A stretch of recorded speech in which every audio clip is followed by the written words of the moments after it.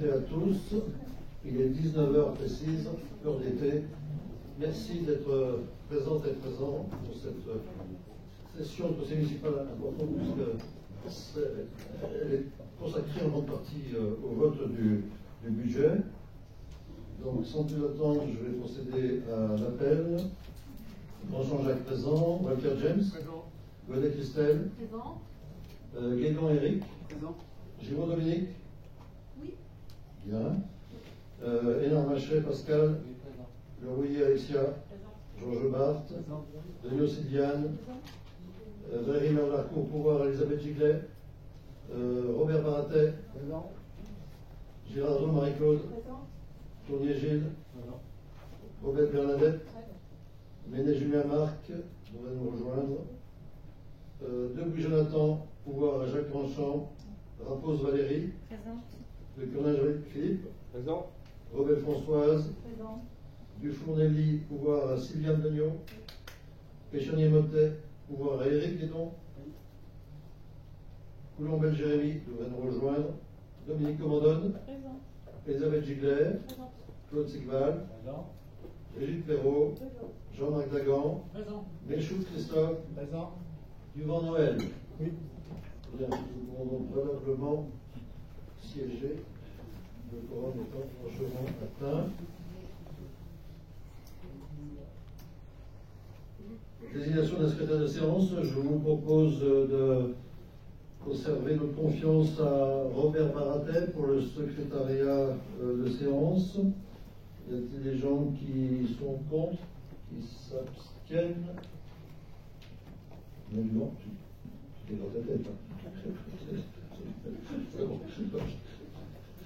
Bien, donc Robert Baratet est désigné secrétaire de séance.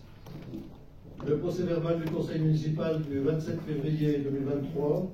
Est-ce qu'il y a des observations sur ce procès verbal, éventuellement des demandes de modification? Non. Qui est contre? Qui s'abstient? Approuvé à l'unanimité. Je vous remercie. L'état des délégations. Avez-vous des questions sur ces délégations? Non. Eric, peut-être prêt à répondre? Bon, rien d'exceptionnel, donc tout va bien. On passe tout de suite à l'administration générale. Et je vais demander à Eric Guédon de rapporter la délibération suivante consacrée à la réitération de la convention Enedis. Merci, monsieur le maire. Par une délibération 2022-011 du 31 janvier 2022, le conseil municipal a autorisé monsieur le maire à signer une convention de servitude consentie à Enedis afin de constituer les droits réels nécessaires aux besoins de la distribution publique d'électricité sur les parcelles AE 0533 rue du Miroir appartenant à la commune de Publié. L'article 7 de cette convention prévoit une réitération par acte notarié. Pour des questions de commodité, il est proposé une représentation du maire par procuration de ce dernier au profit de tout collaborateur de l'office de maître Antoine Rodriguez, notaire. Le conseil municipal est invité à autoriser monsieur le maire, ou par procuration comme mentionné ci-dessus, à signer tout acte contenant convention de servitude et ou de mise à disposition créant des droits réels pour les besoins de la distribution publique d'électricité au profit de la société dénommée Enedis. Monsieur le maire. Y a-t-il des questions? Pas de questions? Oui, oui. Elisabeth, pardon.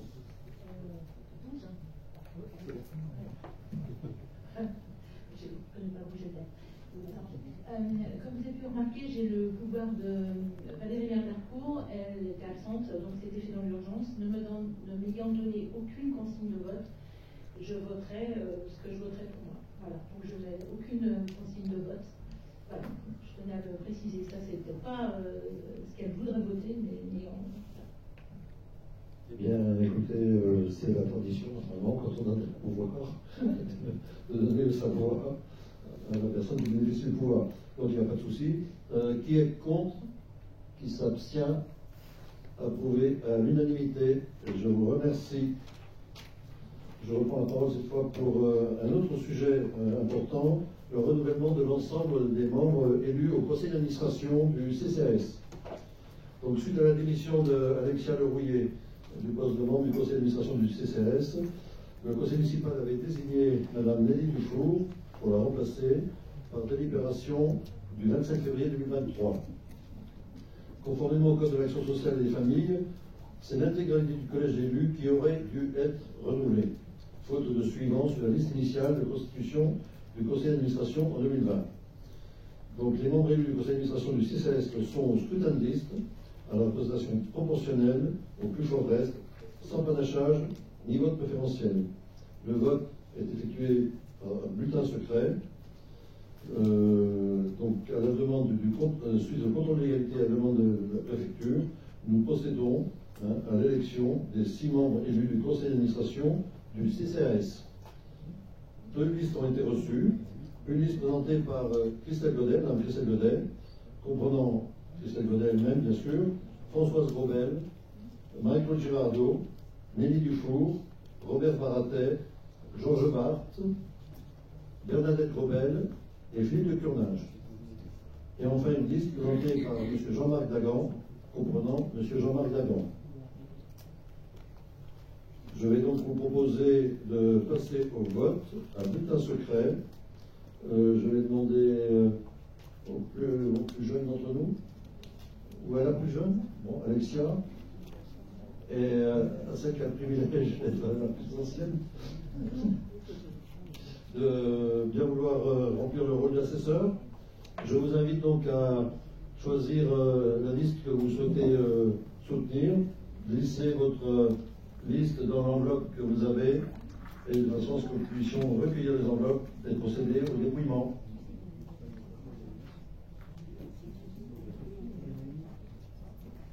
Monsieur le maire. Oui, c'est ça. Oui. Il y a six membres élus et la liste en fait 8. Oui. C'est précisément pour ne pas être confronté à ce que nous. D'accord, donc c'est les premiers qui vont siéger. Bien sûr, je confirme, il y aura bien que 6 membres élus. Oui, oui. C'est une bonne question. Merci, Christophe.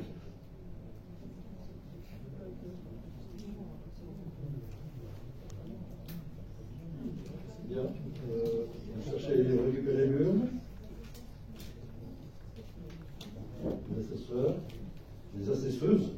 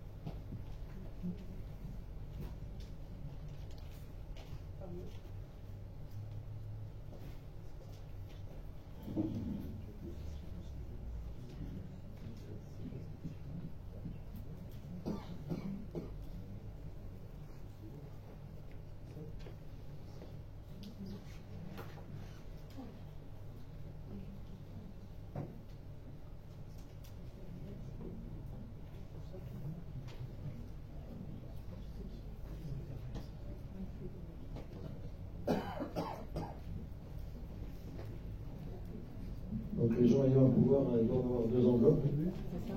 Donnez.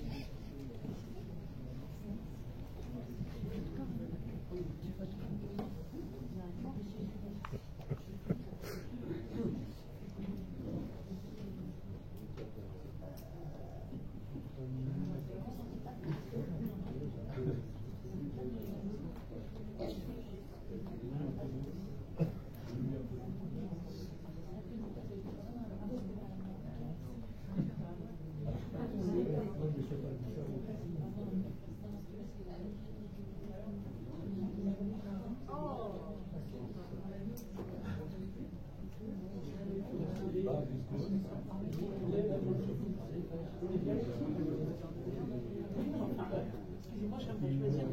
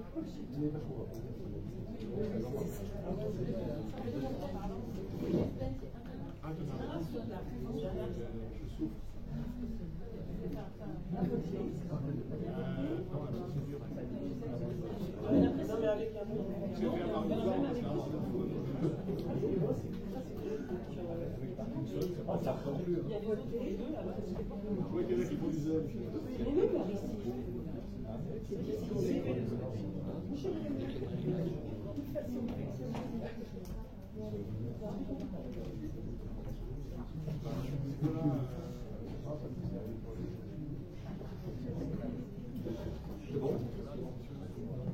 Allez.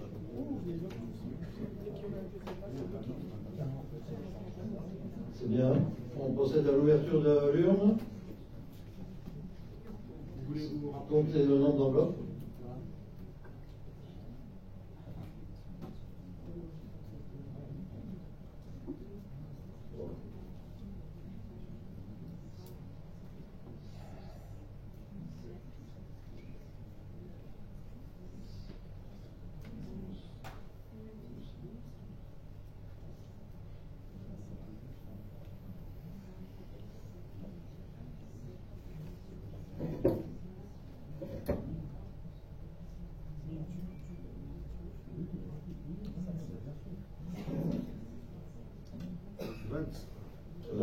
Bulletins conformes puisque nous avons l'absence de Jérémy Coulombel et de Julien-Marc Ménet. Donc 27 correspondant au nombre de votes. 27 votants. On dépouille.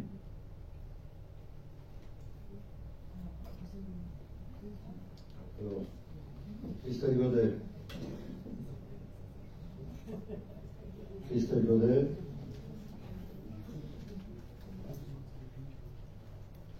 Christelle Godet. Christelle Godet. Christelle Godet.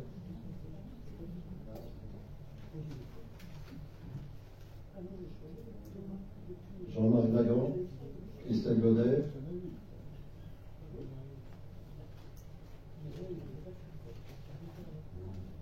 Christelle Godet. Jean-Marc Dagan. Christelle Godet.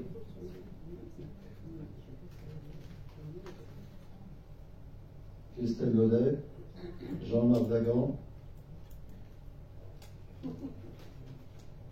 Christelle Godet,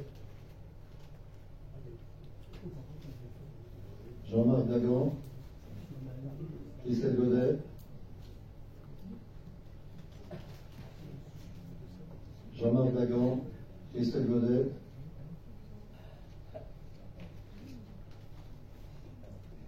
Christelle Godet, Jean-Marc Dagan, Christelle Godet, Jean-Marc Dagan,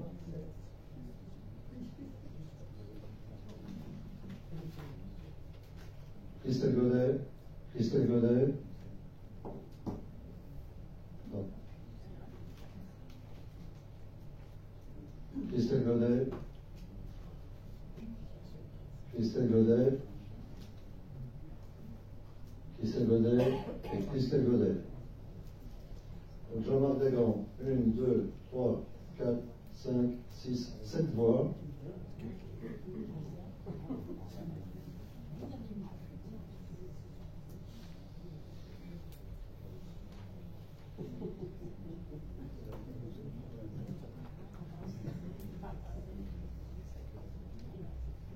Et 20 voix, Christelle Godet.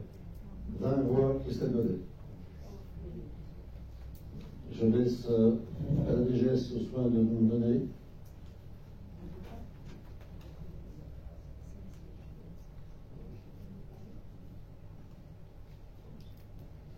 Donc le prochain conseil d'administration sera composé de 5 membres de la liste de Christelle Godet et d'un membre de la liste Jean-Marc Dagan.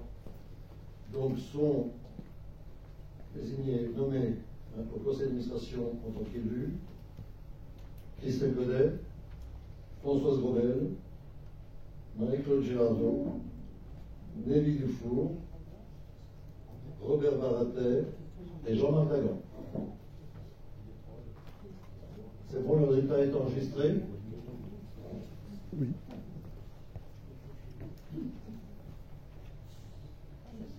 Bien, je vous remercie pour ce vote dont on prend acte.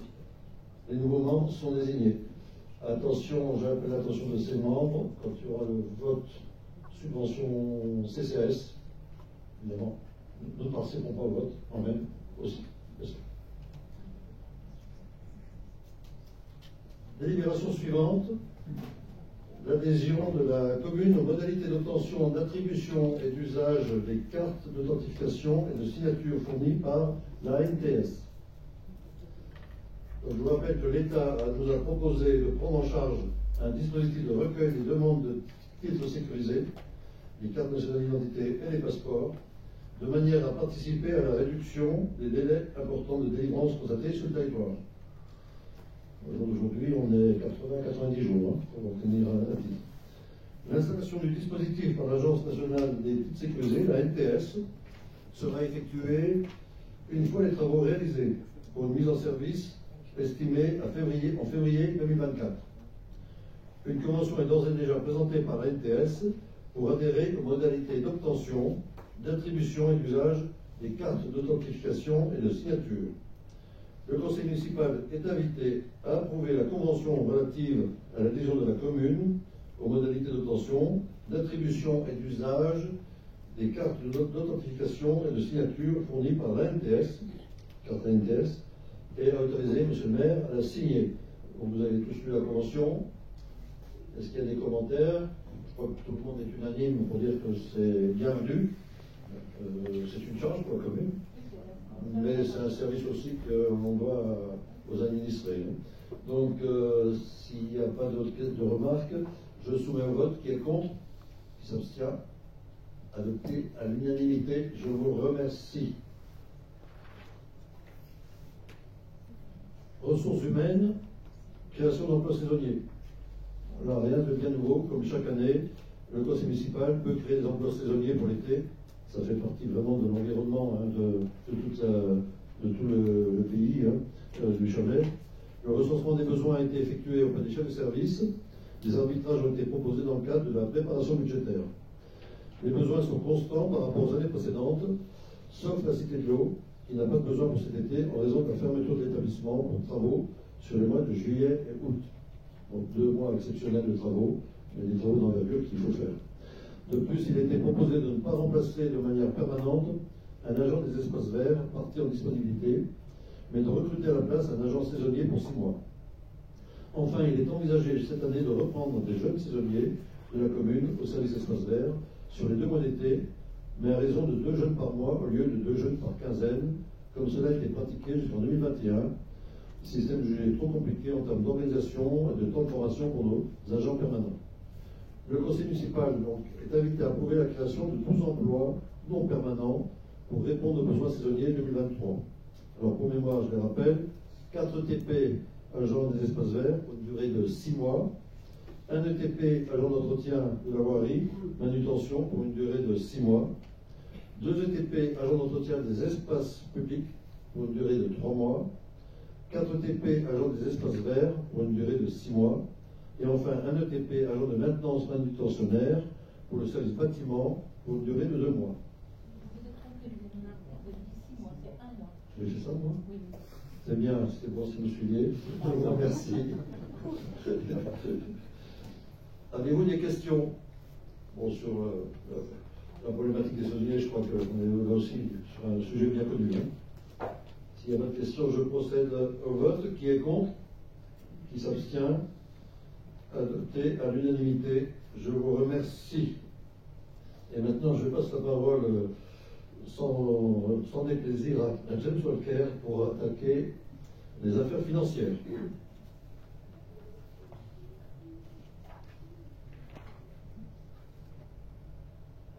remercie pour le sang des plaisirs, monsieur le maire. Budget principal et budget annexe, approbation des comptes de gestion 2022 du comptable public. Comme chaque année, il convient d'approuver les comptes de gestion de l'exercice 2022 présentés par le comptable public, de l'Equitus pour sa gestion.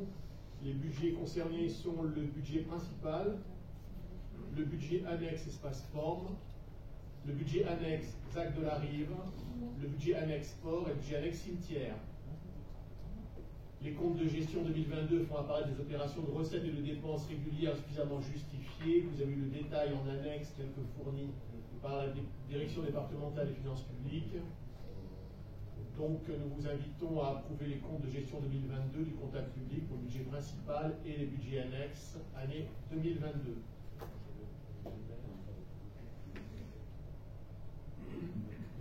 Y a-t-il des questions?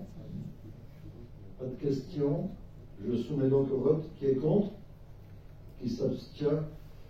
Approuvé à l'unanimité. Ah, une abstention? C'est une abstention ou c'est une abstention? Ok, d'accord.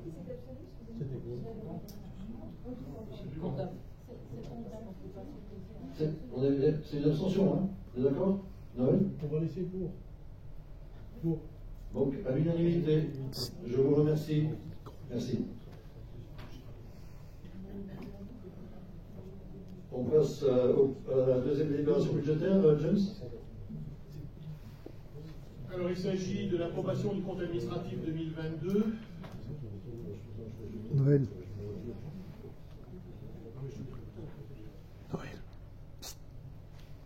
Je dois d'abord procéder à l'élection du président de séance. Donc, conformément à l'article L21-21-14 du Code général des collectivités territoriales, dans les séances où le compte administratif du maire est débattu, le conseil municipal élit son président.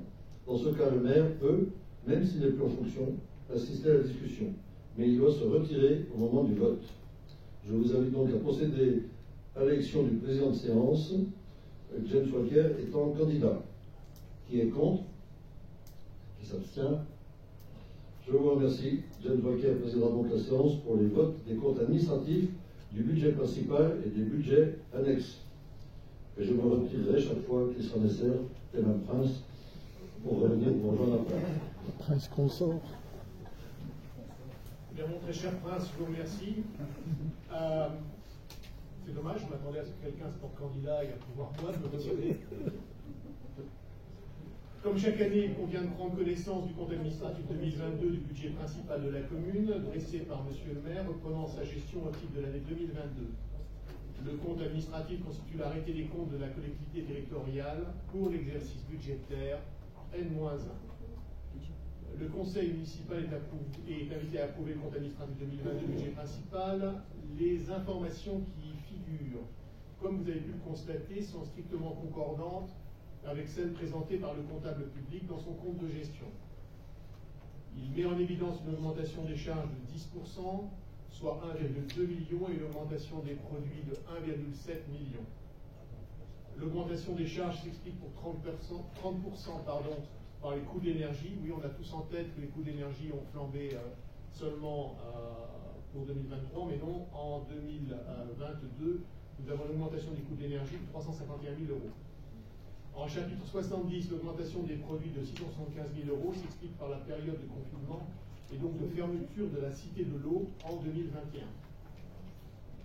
En chapitre 75, autres produits, l'écart entre 2021 et 2022 a pour cause essentielle la perception du fonds de solidarité Covid. On a récupéré quelques sous ici et ça ne fait pas de mal.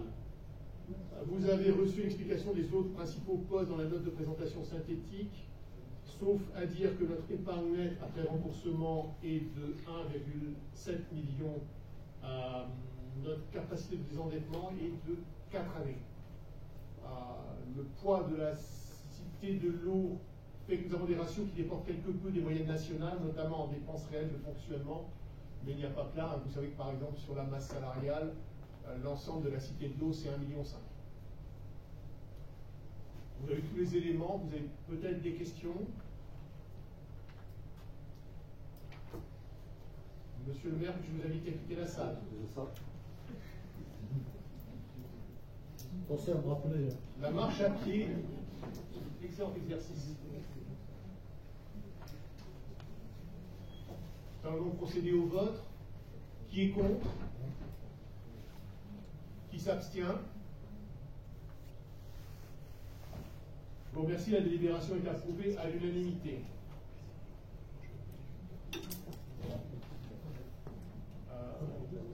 Quelqu'un peut rappeler le maire? Merci beaucoup, madame.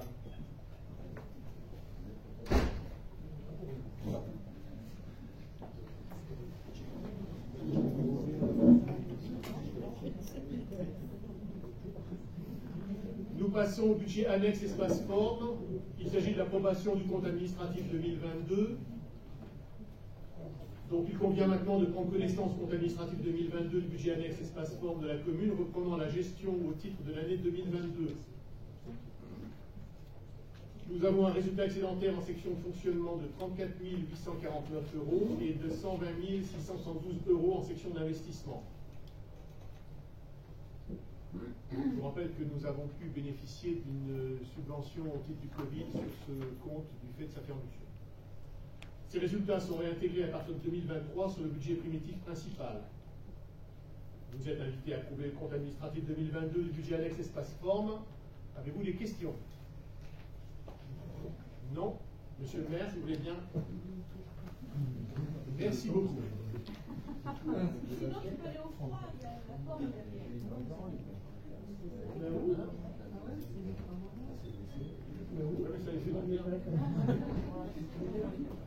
Très bien. Qui est contre? Qui s'abstient? Je vous remercie. La délibération est approuvée à l'unanimité. Monsieur le maire? Monsieur le maire?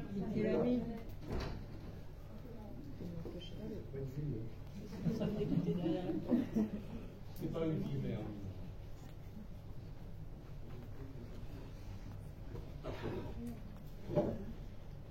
Budget annexe le cimetière. Nous sommes sur l'approbation du compte administratif 2022, toujours. Donc il convient de prendre connaissance du compte administratif 2022 du budget annexe cimetière de la commune, reprenant sa gestion au titre de l'année 2022. Vous êtes invité à approuver le compte administratif 2022 du budget annexe cimetière, sachant, vous le savez tous, qu'il n'enregistre que la revente des caveaux que la commune fait réaliser, que cette revente est strictement faite, de par la loi, à prix coûtant.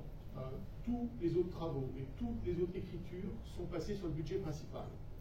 C'est la loi, nous devons nous y plier. Comme monsieur le maire va aller voir, peut-être. Vous voulez bien nous quitter, monsieur le maire? Déjà, mais moi, Une paire de patins roulettes. Avez-vous des questions, en fait? Voilà. J'avais pas entendu la question.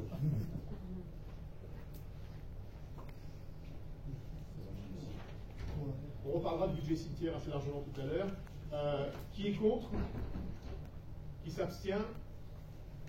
Adopté à l'unanimité. Monsieur le maire? J'adore ce moment. Tu te venges là, on sent. Alors aller chercher de l'oxygène. Y a-t-il un médecin dans ça? Ben, si vous voulez, on va continuer parce qu'on a pas mal de pages à passer. Budget annexe port, approbation du compte administratif 2022. Donc il convient là encore de prendre connaissance du compte administratif 2022 qui vous a été fourni en annexe. Je vous rappelle que le total des pages d'annexe fait 8 feuilles précisément. Le compte administratif constitue l'arrêté des comptes de la collectivité pour l'exercice N-1, bien sûr. On en a longuement parlé en débat d'orientation budgétaire. La somme des recettes est de 45 000 € par an. Le conseil municipal est invité à approuver le compte administratif 2022 du budget annexe sport. Avez-vous des questions? Pas de questions? Monsieur le maire, merci beaucoup bien à ça. Je gâcherai mon plaisir de partir sans qu'on lui demande. Très bien, qui est contre? Qui s'abstient? Adopté à l'unanimité, merci. À mon avis, il est derrière la porte. Hein.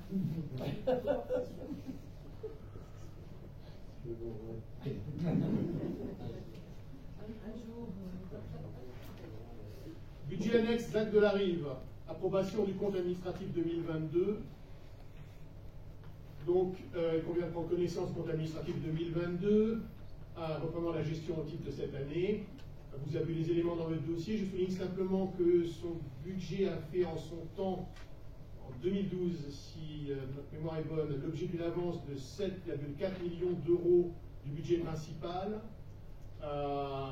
pour un total d'études de 4 125 000 euros et seulement 99 000 euros de subventions obtenues en 2020 ou 2021.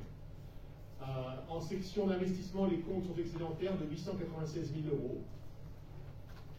Voilà pour les principaux éléments de ce budget un peu difficile. Le conseil municipal est invité à approuver ce compte, mais vous avez peut-être des questions? Pas de questions sur ce compte? Monsieur le maire, merci.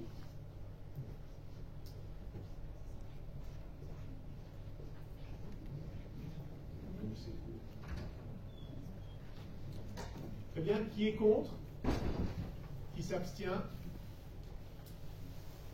Le budget est adopté à l'unanimité.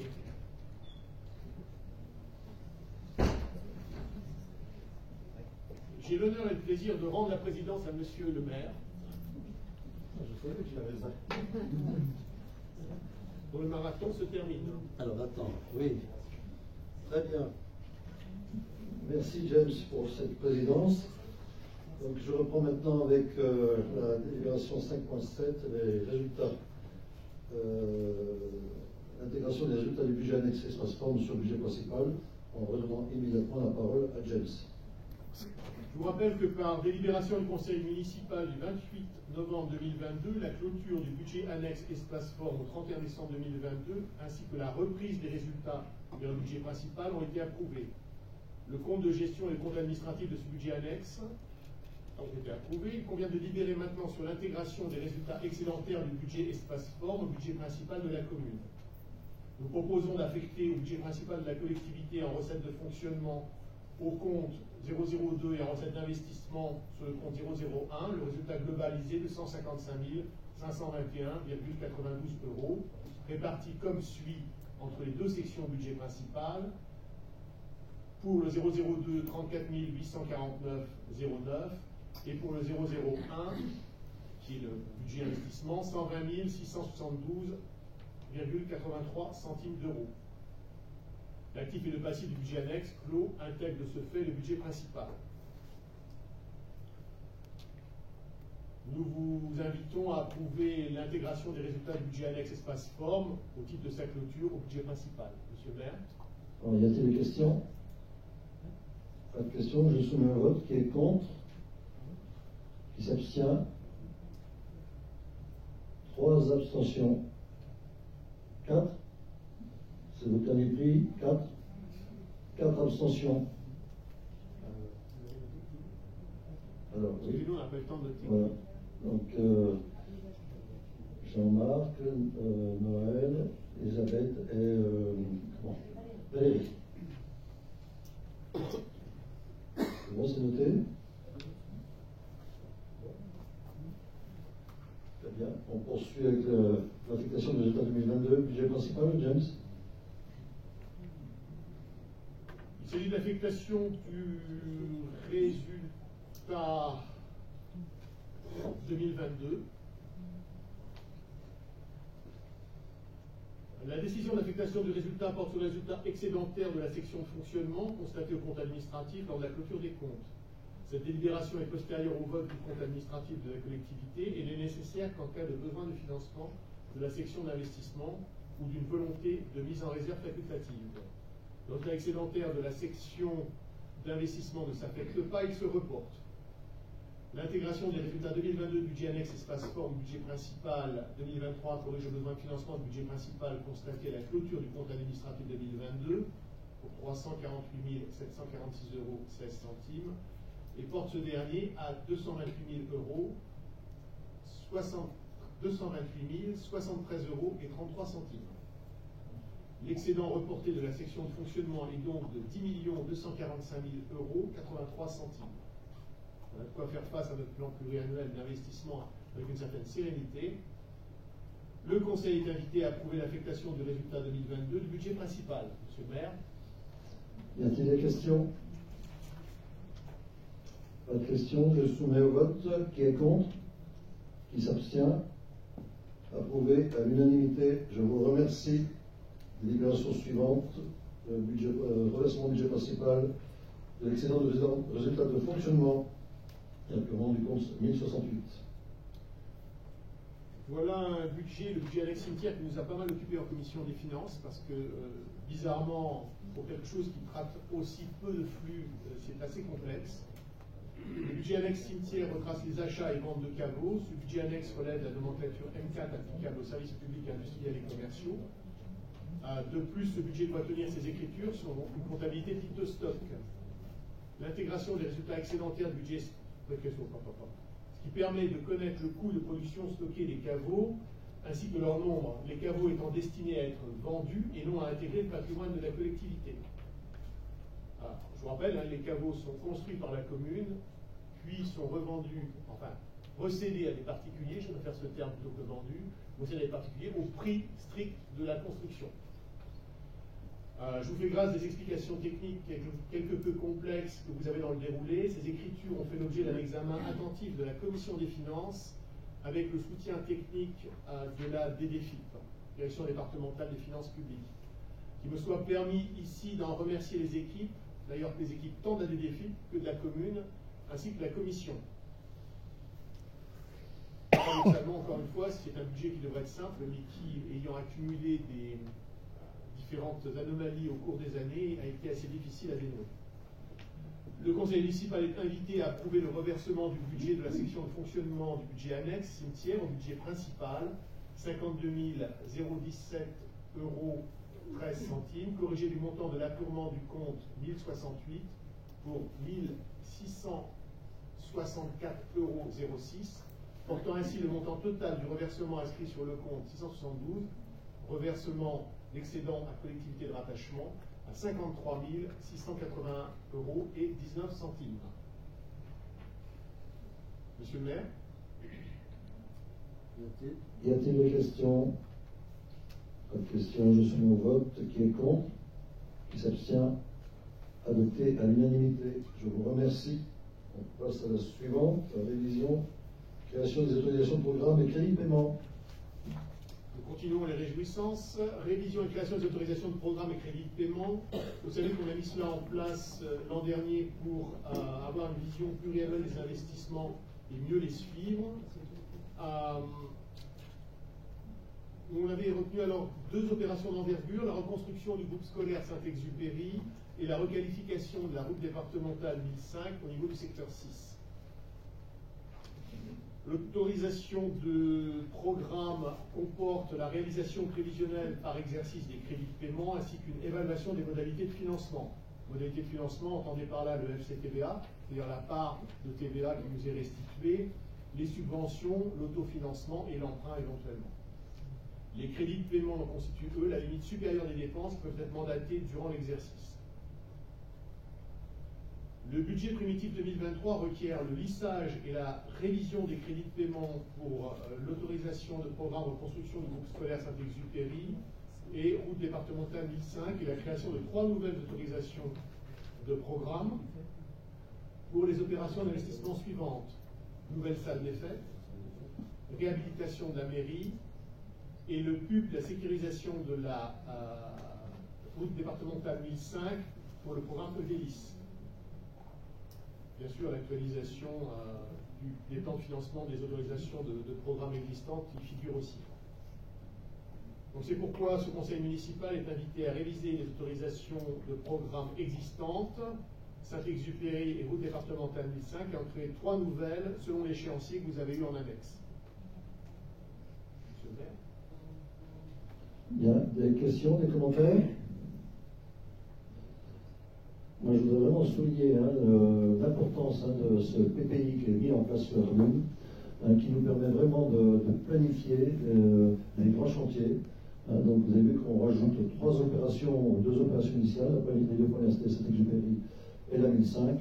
Et là, on rajoute quand même la salle des fêtes, la réhabilitation de la mairie et la sécurisation de la 1005.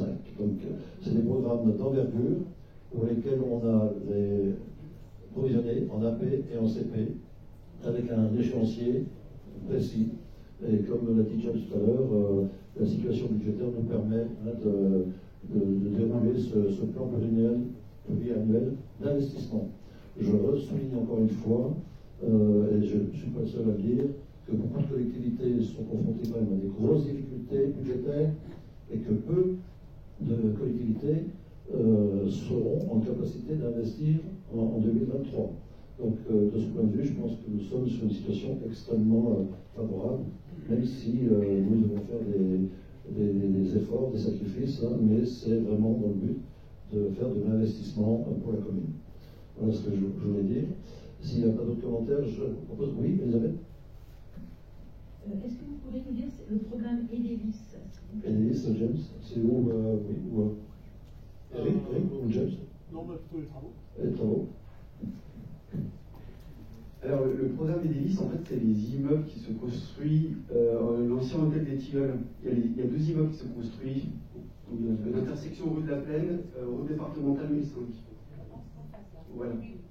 Et en fait, sur le permis de construire lié à l'époque de l'ancienne municipalité, en fait, le permis de construire a été accepté, mais avec un PUP. Ça veut dire que le promoteur doit aménager la route départementale 1005 avec la participation de la commune. Et les travaux de la route départementale 1005 doivent être faits à la livraison des bâtiments. Donc nous, en fait, on a revu le projet depuis 1 an, c'est-à-dire qu'on veut requalifier la route départementale 1005 du rond-point de l'assurance jusqu'à Cora, avec piste cyclable, trottoir, arrêt de bus sécurisé, les molocs, etc. Et aussi sécuriser la rue des Moulins, l'impasse des Moulins. Donc on a eu l'accord du département de décaler les travaux, et surtout c'est qu'on veut décaler les travaux à la fin des travaux des quais. On ne veut pas faire les quais et les travaux aussi à l'hôtel des Tilleuls, pour pas que la route départementale soit complètement saturée.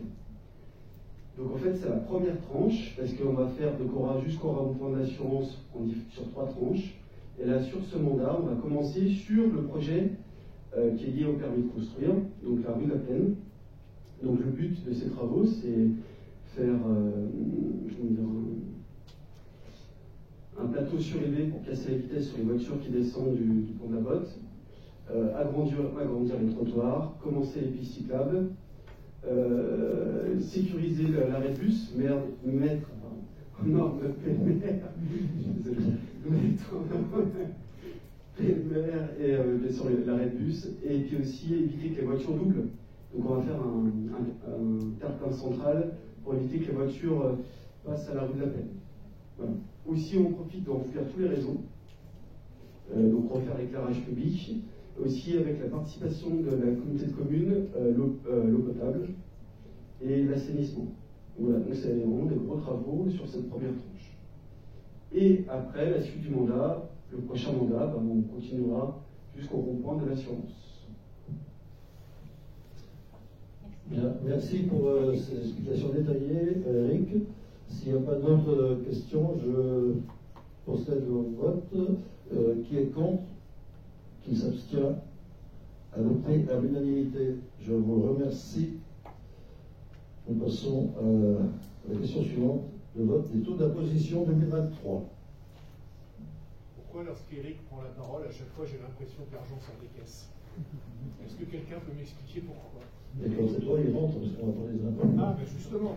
Donc on va parler des choses qui vont bien. Les taux d'imposition. Depuis 2020, le taux des taxes d'habitation était figé à sa valeur de 2019 jusqu'en 2022 inclus, suite à la réforme de la taxe de la fiscalité directe locale. À compter de 2023, le taux des taxes d'habitation sur les résidences secondaires et les autres locaux meublés non affectés à l'habitation principale peut à nouveau être voté et modulé par les collectivités locales. Il est toutefois proposé ce soir de maintenir les taux d'imposition en 2023 par rapport à 2022, ce qui nous donnerait pour les taxes d'habitation sur résidence secondaire le taux de 15,78%, maintien du taux de 2019, La majoration de la taxe d'habitation des résidences secondaires, 60% telle qu'on l'a voté il y a maintenant 2 ans. Les taxes foncières sur propriété bâtie à 24,49. Il s'agit naturellement de la part communale et seulement de la part communale. Les taxes foncières sur propriété bâtie à 25,16%. Voilà pour les taxes. Donc en fait, on renouvelle les taxes aux particuliers au même niveau que l'an dernier, sans augmentation, de la part de la commune. Et je dis bien seulement de la part de la commune, notamment la révision des bases des assiettes de 7,1% s'applique quand même. La commune ne peut pas y déroger. Bien, y a-t-il des questions? S'il n'y a pas de questions, je soumets au vote. Qui est contre? Qui s'abstient? Adopté à l'unanimité. Je vous remercie. Budget principal, approbation du budget primitif 2023. Alors vous avez une coquille dans la note de synthèse, puisqu'il figure en tout début page 16 la date de 2022 au lieu de 2023. Je vous prie de m'en excuser. On a beau lire et relire, on saute parfois des choses. Comme chaque année, il convient de voter le budget primitif de l'exercice en cours. Vous avez la présentation du budget primitif 2023, du budget principal, dans la note de synthèse. Les explications dans l'annexe 5.12.2 qui vous est maintenant projetée normalement. Si Georges veut bien la trouver.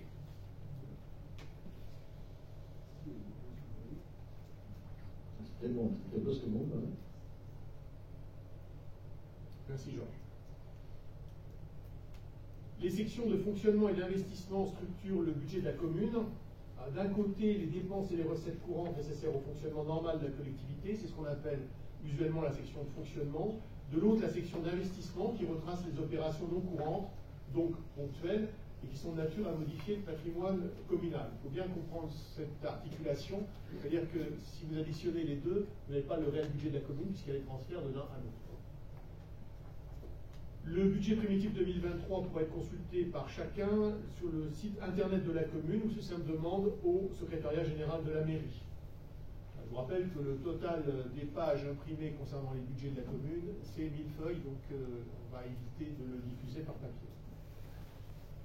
Ce budget a été réalisé sur les bases du débat d'orientation budgétaire présenté le 27 février 2023, dont le rapport d'orientation budgétaire est également consultable sur le site internet de la commune.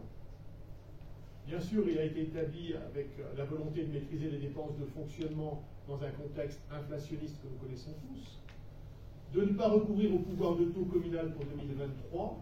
Encore une fois, il s'agit du pouvoir de taux communal, comme on l'a vu à l'instant. Les taux d'imposition resteront identiques à l'année 2022. De réduire la dette en remboursant de manière anticipée les emprunts pour lesquels la collectivité pourra dégager des marges de manœuvre financières. On y reviendra. De mobiliser des subventions auprès des organismes publics, État, régions, départements, autres établissements publics, chaque fois que possible. Et aussi, je sais que je vous ennuie un peu avec ça, de préparer le passage à la nouvelle nomenclature comptable, dite M57, en anticipant l'appurement du compte 1069 et des travaux de mise à jour de l'inventaire, par exemple la gestion comptable des frais d'études qui n'ont pas été régularisés jusqu'alors. Les budgets cumulés, budget principal et annexe, s'élèvent à 59 866 057 €,28. Encore une fois, n'oubliez pas qu'il y a des écritures croisées, qui sont répartis en sections de fonctionnement pour 34 961 411 € et en section d'investissement pour 24 904 645 €. Il s'agit des cumuls. Le budget principal de la ville s'établit quant à lui à 44 330 265 €. Le budget de section de fonctionnement s'élève à 27 540 410 €. Le budget de la section d'investissement s'élève à 16 789 854 €, mais avec des mouvements d'ordre de plus de 12 millions pour des mouvements réels de 4,5 millions. Dans la note, vous avez des flèches qui vous montrent les mouvements de l'un à l'autre, qui vous permettent de vous y repérer.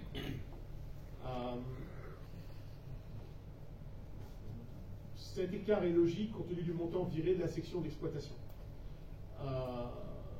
Je peux, si vous le souhaitez, vous détailler les écritures par section et chapitre, mais comme elles vous ont été transmises en préparation En conseil, je vous propose simplement de répondre à vos questions en vous invitant à approuver le budget primitif 2023 du budget principal.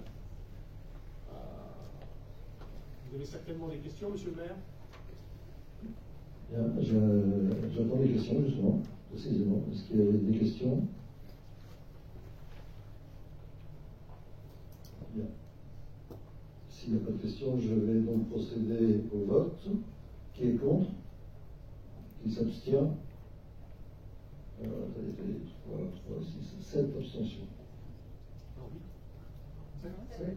Voilà, attends, 7. Je ne vais pas abstenir. 7 abstentions. C'est voté.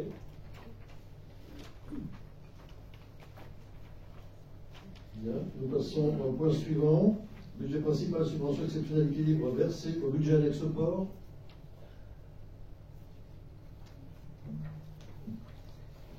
Comme vous le savez tous, les budgets annexes des services publics, industriels et commerciaux, les fameux SPIC, sont votés en équilibre, doivent être financés strictement par les recettes liées à l'exploitation de leur activité. On avait déjà parlé de ça à l'occasion du port. Donc, redevances, tarification usagée, etc. En conséquence, il est totalement interdit pour les communes de prendre en charge dans leur budget général les dépenses au titre des SPIC. Robert? Le président des pêcheurs m'a bien entendu? Le conseil municipal peut cependant décider qu'une telle prise en charge, lorsque le fonctionnement de service public l'exige et exige la réalisation d'investissements, donc à titre exceptionnel, le conseil municipal peut décider de prendre en charge une partie de ces travaux.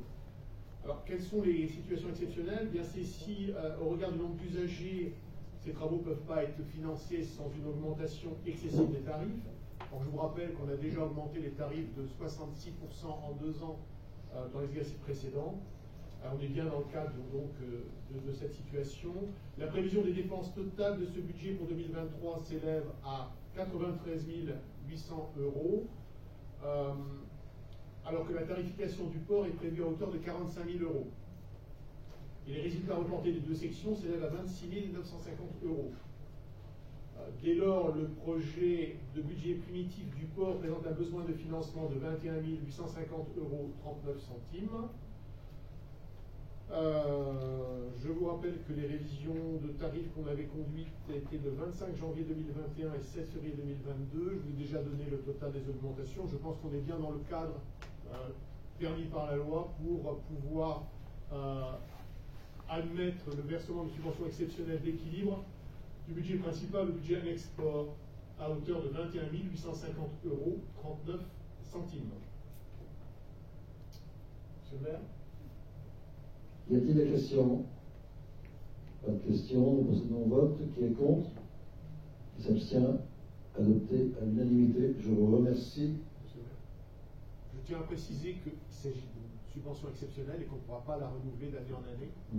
Ouais. Navré, monsieur le président des pêcheurs. Va et ne pêche plus. Oui, il va et ne pêche plus. Oui. Point 14, le versement d'une avance remboursable du budget principal vers le budget annexe cimetière. C'est bien ça? Ou je suis pas en retard?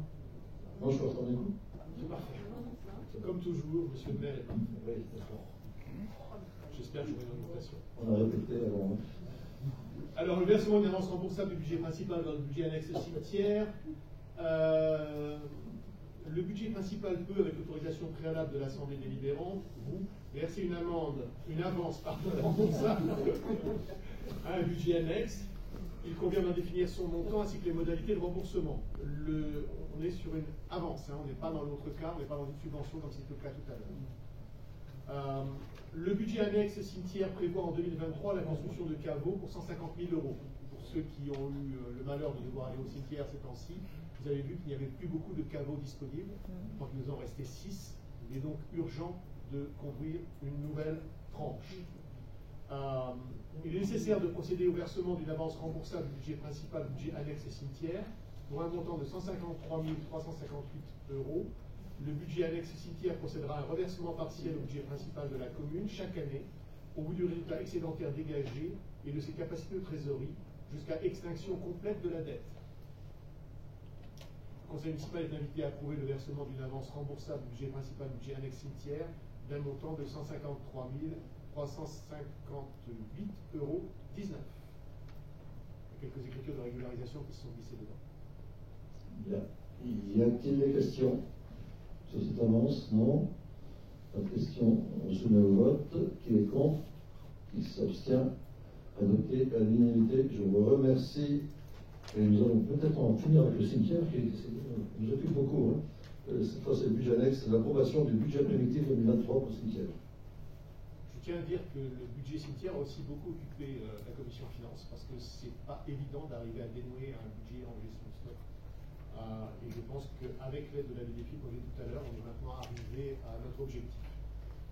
Comme chaque année qu'on vient de voter le budget primitif de l'exercice en cours, vous avez la présentation du budget primitif 2023 dans la note de synthèse. Compte tenu de ce que nous venons de voir en 5.14, je ne détaillerai pas plus ce budget qui ne gère que la construction puis la mise à disposition de caveaux funéraires. Le conseil municipal est invité à approuver le budget primitif 2023 du budget annexe cimetière. Monsieur le maire. Y a-t-il des questions? Pas de questions, je soumets au vote. Qui est contre? Qui s'abstient? Adopté à l'unanimité. Revenons au port, pour le budget primitif du port. Robert, vous bien écouté.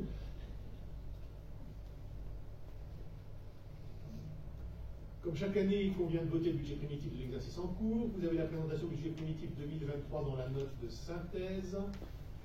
Je vais quand même la commenter quelque peu. Le projet de budget 2023 de ce budget annexe est équilibré à hauteur de 433 000.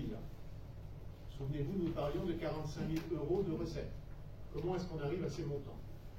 En 2023, conformément aux demandes de la direction des finances publiques, la reprise de régularisation comptable aura pour incidence sur les 5 années à venir de porter à 172 299,65 € le montant d'amortissement comptable des frais d'études. Il y a eu un bon million de frais d'études sur ce port il y a quelques années, 2013, et les amortissements n'ont pas été faits. Heureusement, ces frais d'études ont été assez largement subventionnés et on pourra amortir comptablement sur la même durée des subventions pour un montant de 167 522, ce qui évitera complètement de déstabiliser le budget. Ces opérations d'ordre, car ce ne sont que des opérations d'ordre, seront opérées sur les deux sections, elles n'auront pas d'impact sur la trésorerie de ce budget. La prévision des dépenses réelles totales de ce budget pour 2023 s'élève à 93 800 €, dont 23 084 € au titre des aménagements du port. La tarification des droits de port est prévue à hauteur de 45 000 €, sans modification tarifaire cette année pour les particuliers, à part celle qu'on a adoptée du dernier conseil qui portait sur les barques. Les résultats reportés des deux sections s'élèvent à 26 950 €. Bon, je vous renvoie au point 5.13 qu'on vient de voter. Monsieur le maire. Toujours. Y a-t-il des questions? Non. Bien, je soumets au vote. Qui est contre? Qui s'abstient? Adopté à l'unanimité. On passe au budget primitif 2023 de la ZAC de la Rive.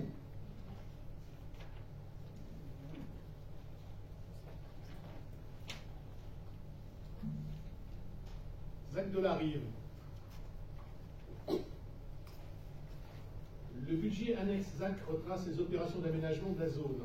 En fait, depuis sa création en 2010, nous avons eu 7,7 millions de dépenses d'études, d'acquisition de terrain et d'aménagement qui ont été réalisées pour près d'1 million de cessions.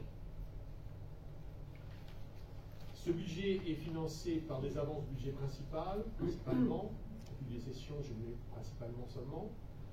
Et en fait, les avances du budget principal au budget annexe se portent à 7,4 millions en cumulé à fin 2022, sans aucun remboursement à ce jour. Les études se sont montées à 4 125 000 € et les seules subventions reçues pour ces études se montent à 99 000 €. Elles l'ont été en 2021.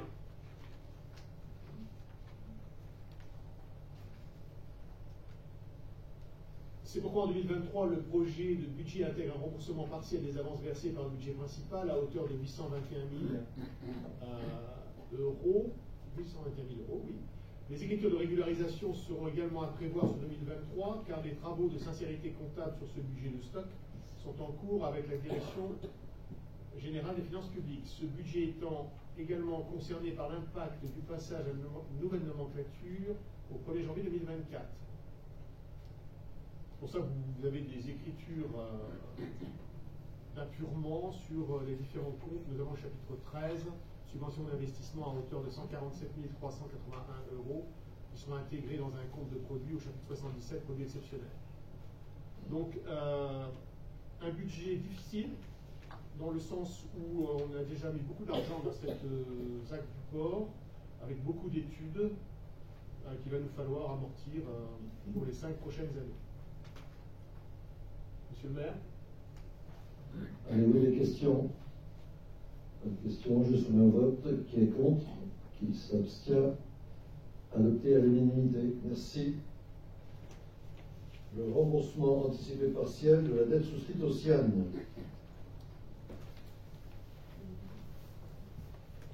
En fait, le CIAN jouait au banquier sans l'être. Il s'est fait rattraper par la patrouille. Et jusqu'au terme de l'exercice 2021, le CIAN avait mis en place un système de prêt à ses communes adhérentes. En fait, la dette contractée par la commune auprès du CIAN s'élève à 1 776 322 €. Le CIAN nous propose un remboursement anticipé sans pénalité. L'avantage d'être rattrapé par la patrouille. Du fait de la bonne santé financière de la collectivité, constituant entre autres une épargne brute de 4,8 millions au compte administratif 2022 et de capacité de trésorerie au compte de gestion 2022 à hauteur de 12,5 millions, il apparaît opportun de procéder au remboursement anticipé d'emprunts souscrits auprès du CIAN par la collectivité. En fait, nous avons tenu de ne pas rembourser l'intégralité des emprunts, mais seulement ce qui nous arrangeait de rembourser. C'est plutôt une bonne chose. Donc, on va rembourser 504 208 € si vous en êtes d'accord. Vous avez le tableau dans la note de synthèse. Globalement, on conserve les frais les plus longs pour les plus bas. Et surtout, nous n'avons pas de pénalité de remboursement anticipé. Ça nous permettra de retrouver un peu de marge de manœuvre supplémentaire lorsque nous aurons besoin de recourir à l'emprunt pour notre plan pluriannuel d'investissement. Monsieur le maire? Avez-vous des questions? Oui, Elisabeth, pardon. Ce qui est très bien ce remboursement anticipé, mais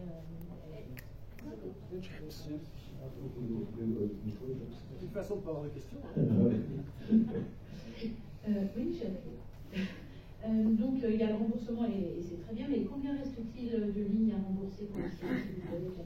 Il restera 3 si ma mémoire est bonne. Il restera 3 lignes si la mémoire est bonne, dont la plus élevée doit être un petit peu en dessous de 1%. Et c'est tous des taux fixes.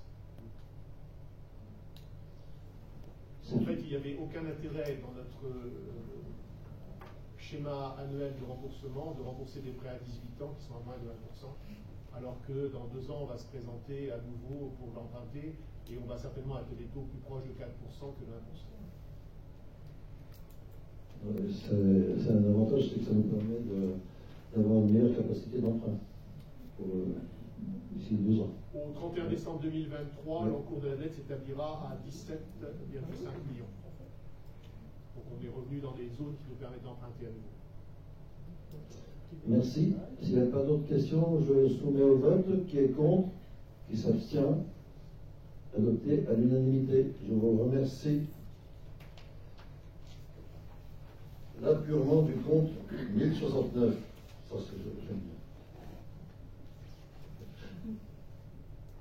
Vous voyez comment faire plaisir à notre maire? C'est important quand même de le savoir. Revenons du compte 1069. Si je veux.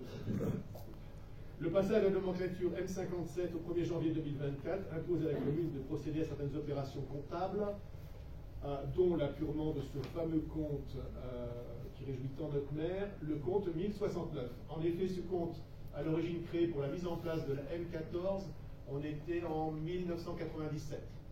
Afin de neutraliser l'impact budgétaire résultant de la mise en œuvre du rattachement de charges et de produits à l'exercice, devait être transposé sur la nouvelle nomenclature M57 pourvu de sa suppression, la puce comptable. Alors beaucoup de communes ont apuré ce compte bien avant, beaucoup de communes ont, comme nous, oublié de l'apurer. On va le faire maintenant. Je vous fais grâce des arcanes techniques que vous trouvez détaillées dans les documents qui vous ont été adressés, et je vous propose simplement d'approuver l'apurement de ce compte. Des questions? Il n'y a pas de question. Je soumets au vote. Qui est contre? Qui s'abstient? Adopté à l'unanimité. Je vous remercie. Une autre délibération que j'adore, de la M57 à la M14. À toi, James. Bien, là encore, on est dans la pure technique comptable, mais il nous faut votre approbation. Ce sont les dépenses à imputer l'article 62.32, fêtes et cérémonies, et 62.57, réception en M14, pour une transposition du compte 62.57, réception, prévu par la M57, en 62.34, réception budget principal. Donc délibération purement technique qui nous est recommandée par la Direction générale des finances publiques ainsi que par la Chambre régionale des comptes. Il ne s'agit que d'améliorer, mais quand même, il s'agit d'améliorer notre qualité comptable et l'imputation de nos dépenses en vue de l'instruction comptable budgétaire nouvelle. Donc on est sur la technique, on l'avait décortiqué en commission des finances. Si vous souhaitez, on peut revenir dessus. Je vous propose, s'agissant d'un acte purement comptable sans écriture de dépenses, de rendre la parole à Monsieur le maire. Bien. Ça ne soulève pas de questions. Je vous propose de passer au vote. Qui est contre? Qui s'abstient? Adopté à l'unanimité. Je vous remercie. Nous voilà arrivés à l'attribution de subventions au CCAS. Bien que n'ayant aucune obligation en matière, je vous propose de désigner un autre président de séance pour cette délibération, étant moi-même président du CCAS. Et je pense que nul mieux que James Walker pourrait être ce candidat. Donc si vous êtes d'accord, je propose que James Walker préside à cette délibération. Qui est contre? Qui s'abstient? Je vous remercie. James, présidez, je vous en. Exceptionnellement, on ne demandera pas au maire de sortir. Dommage, on aimait bien. Le Centre communal d'action sociale est un établissement public administratif de la commune, chargé d'animer et de coordonner l'action sociale municipale. Il exerce l'intégralité des comptes en matière d'action sociale, tels que définis par les articles L. 123-4 et suivants du Code de l'action sociale et des familles. À cette fin, le CCAS perçoit chaque année une subvention de la commune destinée à équilibrer son budget de fonctionnement et d'investissement. Dans l'année 2023, il est proposé une subvention maximale de 270 500 euros. On n'est pas obligé d'utiliser totalement. Pour mémoire, la subvention allouée en 2022 était de 245 000 euros, ce qui représente une augmentation de 10,4%. Le conseil municipal est invité à approuver l'attribution de cette subvention. Avez-vous des questions? Des remarques?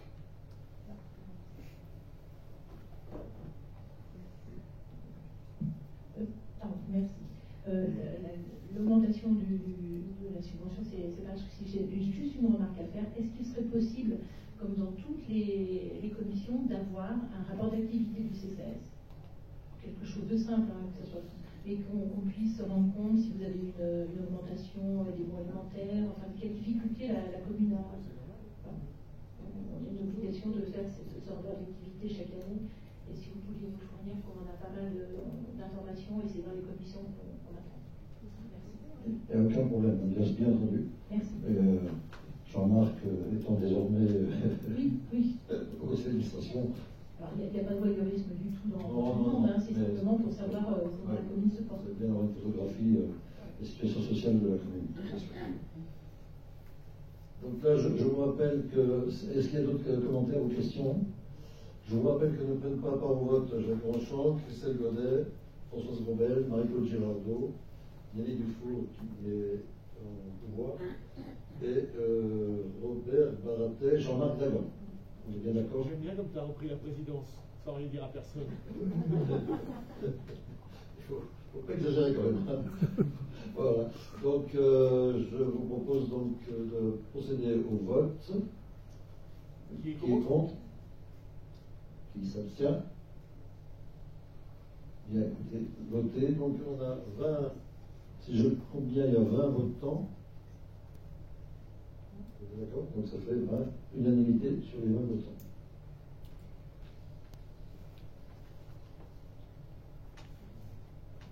Prochaine rubrique délibération, l'attribution de subventions aux associations. James. Non, non, monsieur le maire. L'association. Oui, c'est monsieur le maire, effectivement. Donc certaines associations locales participent à la réalisation d'actions au service de l'intérêt général dans une démarche partenariale avec la commune et contribuent ainsi à la mise en œuvre des politiques publiques, en particulier dans les secteurs socio-éducatifs, sportifs, social ou culturels. La commune souhaite soutenir ces associations en leur octroyant des subventions en numéraire, mais aussi en nature, par le biais de mise à disposition de matériel ou de locaux. Ces subventions ont vocation à soutenir la réalisation d'un investissement, à contribuer au développement d'un projet ou au financement global de l'activité de l'association. Les subventions de plus de 23 000 € doivent faire l'objet d'une convention de moyens et d'objectifs. Néanmoins, il est apparu nécessaire de conclure de telles conventions avec d'autres associations également, eu égard à la nature et au montant du projet. Donc, le conseil municipal est invité à approuver l'attribution de subventions aux associations selon le tableau annexé que vous avez eu le temps de prendre connaissance, d'approuver les conventions d'objectifs et de moyens avec les associations et de m'autoriser à les signer. Est-ce que ces subventions soulèvent des questions?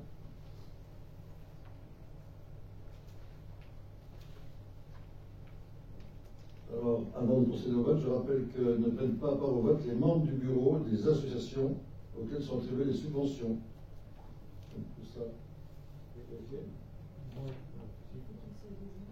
Donc, Robert Maratet, c'est le seul cas. Jean-Marc, oui. Donc, à l'exception de Robert et de Jean-Marc, je vous propose de passer au vote. Qui est contre? Qui s'abstient? Adopté à l'unanimité des votants. Je vous remercie. Actualisation des tarifs de la TLPE pour l'année 2024. James Walker.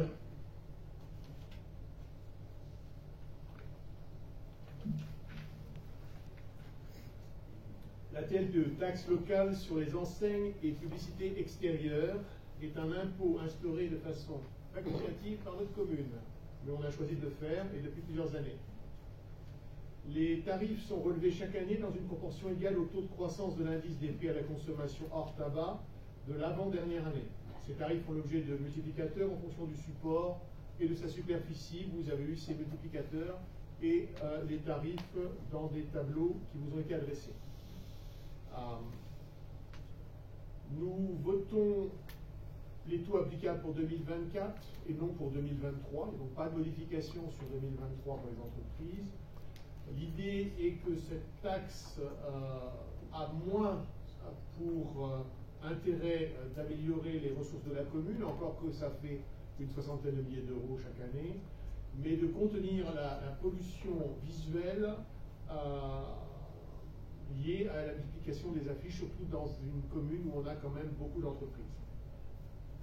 Donc un objectif plutôt de limitation de la pollution visuelle qu'un objectif réellement financier.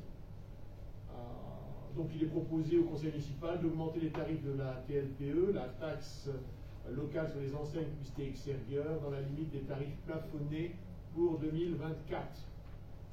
Monsieur le maire. Y a-t-il des questions? Pas de questions. Je soumets au vote. Qui est contre? Qui s'abstient? Adopté à l'unanimité. Je vous remercie.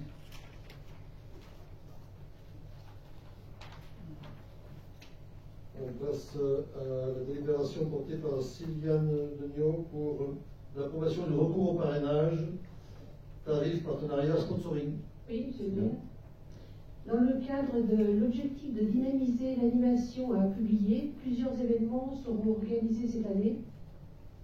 Et afin d'améliorer la qualité des animations proposées, la ville souhaite entreprendre une recherche de partenaires financiers, comme l'an dernier, et qui pourront participer aux dépenses en contrepartie d'une valorisation publicitaire. Les demandes de parrainage, sponsoring, feront l'objet d'une analyse fine par le comité des fêtes, destinée à garantir que les partenaires respectent un certain nombre d'engagements et de valeurs compatibles avec celles de la ville et de la République. Ces conditions seront définies par une convention entre le partenaire et la ville. Notamment, la commune se réservera le droit de refuser le soutien de toute personne morale pour laquelle un doute raisonnable existerait quant à la régularité de sa situation fiscale ou sociale, ou encore au regard du droit pénal ou commercial, tout comme s'interdira de recevoir des fonds de la part d'organisations françaises ou étrangères à caractère politique, syndical et religieux. Donc vous avez eu le tarif, un tableau avec les tarifs de proposition de subvention. Monsieur le maire. Y a-t-il des questions? Pas de questions. Je soumets au vote. Qui est contre? Qui s'abstient?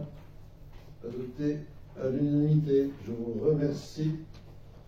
Nous arrivons au terme de la partie financière. Je ne voudrais pas conclure cette partie sans vraiment dire toute ma reconnaissance pour le travail considérable qui a été accompli pour la préparation de ce budget.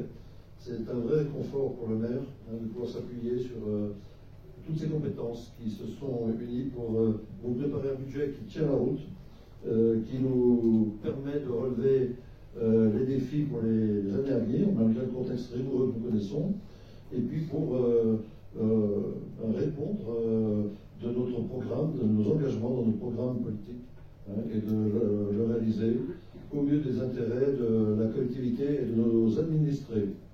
Je voudrais souligner le travail des services, les chefs de service eux-mêmes, Marvin Dumas, qui est là, qui a accompli pour son premier exercice un parcours sans faute, remarquable.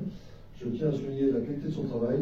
Je tiens aussi à souligner son implication personnelle dans la formation des chefs de service à l'exercice budgétaire, qui n'est pas une mince affaire, et toujours avec bonne humeur et son accent chantant du sud du Chablais, enfin plutôt des Cévennes.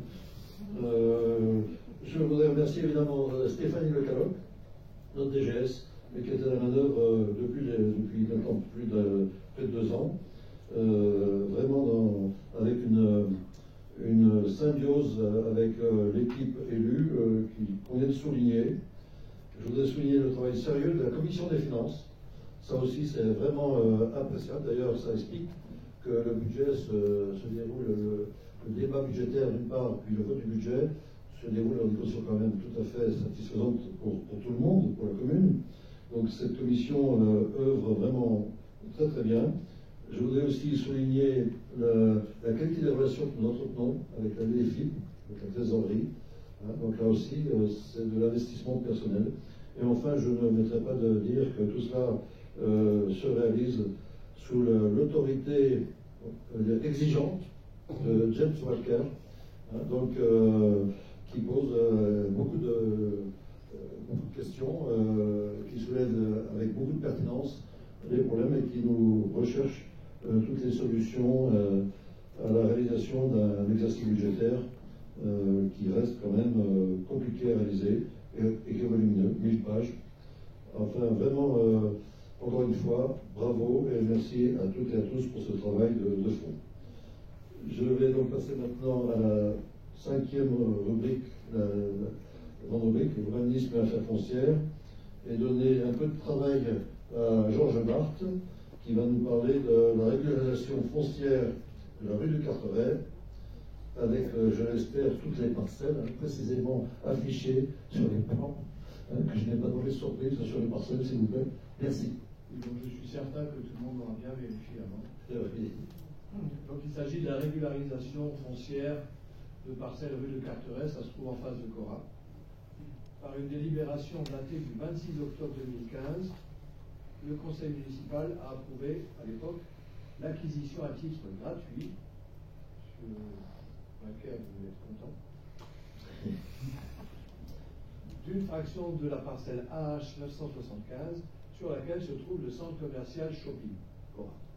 Consécutivement à la réalisation de trottoirs le long de la rue de Carteret, depuis, des opérations de bornage ont également mis en jour une incohérence au niveau de la délimitation entre domaine public et propriété privée du côté du rond-point. Par ailleurs, il a été constaté que les parcelles cadastrées AT 240 et AT 243 devaient également être rétrocédées à la commune. Il convient donc que la commune prenne une nouvelle délibération dans cette affaire afin de régulariser la situation en se portant acquéreur de la totalité de l'emprise constituant de fait du domaine public. Il est précisé que la valeur de ces parcelles n'a pas été estimée par les domaines, car leur valeur est inférieure au seuil de consultation fixé à 180 000 €. L'acte d'acquisition sera reçu par l'étude du maître personne et sera publié aux frais de la collectivité. Le conseil municipal est invité à approuver l'acquisition à l'euro symbolique d'une fraction de l'ancienne parcelle cadastrée AH 975, désormais cadastrée AH 1012, ainsi que des parcelles cadastrées AT 240 et AT 243, appartenant à la SCI Bahrain Core Food SLM, c'est le groupe financier à laquelle appartient Cora, pour une contenance totale de 3123 m², en vue de leur incorporation dans le domaine public communal. Monsieur le maire. Y a-t-il des questions? Donc on est dans une opération de régularisation foncière. Donc s'il n'y a pas de questions, je soumets au vote. Qui est contre? Qui s'abstient? Je vous remercie. La délibération est approuvée à l'unanimité. Cession d'une fraction, la parcelle AIN 709, numéro 709. Georges. Oui. Donc il s'agit de la cession par la commune à un privé d'un petit bout de parcelle qui se trouve dans le vieux village. La commune est propriétaire de la parcelle cadastrée AI 709 située rue de la Tour. Le propriétaire, pas le propriétaire, nous sommes propriétaires. M. Claude Echarny-Motet, qui a obtenu un permis de construire portant sur la réhabilitation du bâtiment SIM sur la parcelle attenante AI 545, a fait part de son intérêt pour l'acquisition d'une partie de cette parcelle communale en vue de l'aménagement d'une place de stationnement extérieure. Cette acquisition permettra également de régler le problème posé par la présence de plusieurs ouvertures en façade ouest de ce bâtiment, c'est-à-dire actuellement en limite de la propriété communale. L'acte d'acquisition sera reçu par une étude de maître personne, notaire publié, aux frais de l'acquéreur. Il est demandé au conseil municipal de bien vouloir accepter la cession de cette parcelle au profit de M. Claude Echarny-Motet d'une fraction de la parcelle cadastrée à I709 de 40 m² au prix estimé par les domaines, par les services fiscaux, soit à 6 000 €. Les services fiscaux ont estimé à 150 € le mètre carré. Monsieur le maire. Est-ce qu'il y a des questions, des commentaires? Alors, je soumets au vote en précisant que le vote de M. Echarny-Motet, évidemment, n'est pas comptabilisé. Donc, le vote porte sur 26 votants. Qui est contre? Qui s'abstient? 2 abstentions. 3 abstentions. Donc, 3 abstentions et 23 pour. Elisabeth et Valérie et Noël Dumont. Bien, merci de bien prendre note. Dernier point de l'urbanisme, le bilan des acquisitions et cessions foncières réalisées au cours de l'année 2022. Georges. Comme vous avez tous eu le tableau récapitulatif,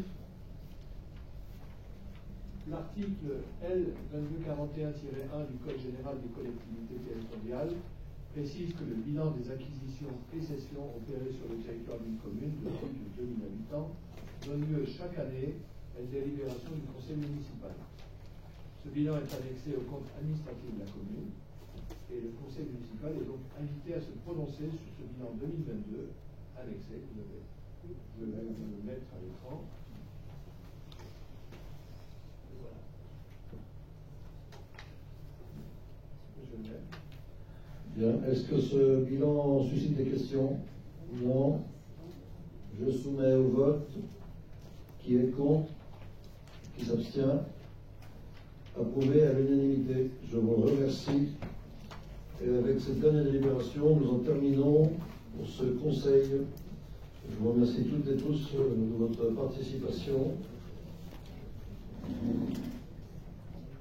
Vous aurez dans la semaine le prochain numéro du Lémaneuil qui doit nous arriver et décidé dans la semaine.